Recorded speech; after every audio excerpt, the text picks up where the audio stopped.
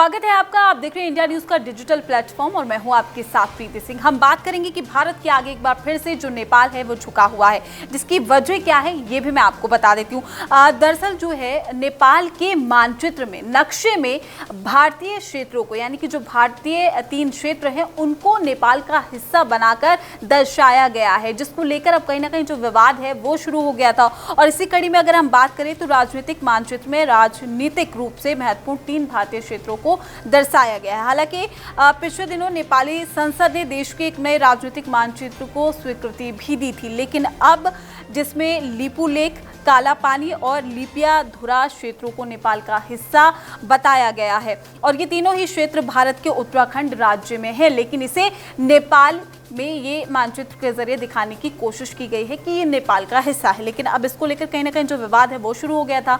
लेकिन अब कक्षा 9 से 12 तक के पाठ्यक्रम में ये पुस्तकें जो थी वो शामिल थी। लेकिन अब काठमांडू पोस्ट के मुताबिक मंगलवार को कैबिनेट बैठक में शिक्षा मंत्रालय को कक्षा 9 से 12 तक के पाठ्यक्रम में शामिल इस किताब का मुद्रण और वितरण रोक देने का निर्देश भी जारी कर दिया गया है। यानी कि जो नक्शे में 3 क्षेत्रों को, भारतीय क्षेत्रों को दर्शाया गया है, अब उसको लेकर अब नेपाल जो है सीधे तौर पर झुकता हुआ नजर आ रहा है। और इसी कड़ी में अब बुक का जो वितरण है उसको भी रोका गया है और कहा गया है कि अब इसमें चेंजेस किए जाएंगे, तब्दीली होगी। लेकिन आप अंदाजा लगा सकते हैं कि ऐसा पहली बार नहीं है जब नेपाल ने इस तरीके की हिमाकत की है, इस तरीके की हरकत की है। इससे पहले भी हमने देखा है कई ऐसी चीजें जो हैं वो निकलकर सामने आती है। उत्तराखंड का जो क्षेत्र है उसे नेपाल का क्षेत्र बनाकर इस नक्शे में दर्शाया गया है, लेकिन नेपाल ने अपना कदम पीछे खींच लिया है और अपनी गलती को सुधारने का जो काम है वो नेपाल कर रहा है।